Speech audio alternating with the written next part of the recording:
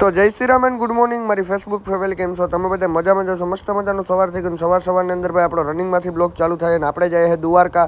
તો આપણે પૂગવા આવ્યા હતા મિત્રો દ્વારકાથી. તો હજી આપણે 50 કિલોમીટર જેવું સેટા હતા ભાઈ, ધીમે ધીમે હાલ્યા જતા હતા. પછી આપણે પહોંચી ગયા મિત્રો ભોગાત ને આપણે ગાંઠિયા ખાવા માટે ઊભા રહી ગયા.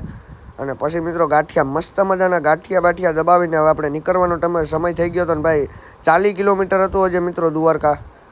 અને ભાઈ હમણાં આપણે ગાડીના પર વિડીયો આવશે મિત્રો, હજી આપણે 10-15 દી પછી આવશે, કેમ કે ભાઈ હજી આપણે 10-15 દી પછી જઈશું મિત્રો, થોડા કામમાં હલવાઈ ગયા છે એટલે.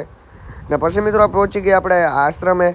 ત્યાં આપણે મસ્ત મજાના બાપુને મળ્યા, બાપુ આમાં રામ લીધા, પૈકી લઈ ગયા બાપુને. પછી આપણે ગયા મિત્રો મંદિરની અંદર અને ભાઈ બાપુ વાતું કરતા હતા કે મિત્રો અહીંયા સુધી પાણી ભરાઈ ગયું હતું અંદર.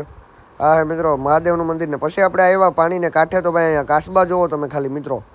ને પછી આપણે ભાઈ આશ્રમેથી નીકળી ગયા હતા મિત્રો, આપણે પહોંચી ગયા સીધા દ્વારકા. ને ભાઈ આ આવીને જે મજા આવે છે ને, ઓ ભાઈ સાહેબ નેક્સ્ટ લેવલ મિત્રો.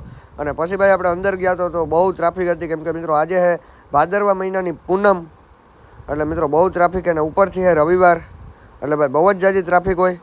અને પછી મિત્રો આપણે હોન્ડા પાર્કિંગ કર્યું ને પછી આપણે ધીમે ધીમે પગપાળા નીકળવાનું હતું હવે દ્વારકાના દર્શન કરવા માટે નીકળી ગયા હતા. અને ભાઈ પગ મેલવાની જગ્યા નથી મિત્રો, એટલી પબ્લિક છે ભાઈ. અને પછી આપણે મિત્રો અહીંયા પગ ધોયા અને હવે આપણે જતા હતા ગુમતી સાઈડ, ગુમતી ઘાટ સાઈડ, કેમ કે મિત્રો ટ્રાફિક બહુ જ જાજી હતી એટલે. અને પછી મિત્રો આપણે ગુમતી ઘાટ સાઈડ ગયા હતા, તો પછી અહીંયા નાહવાની મનાઈ હતી મિત્રો. પછી મિત્રો આપણે હુકા મોટા હાથમાં બાંધ્યું દ્વારકાધીશનું મસ્ત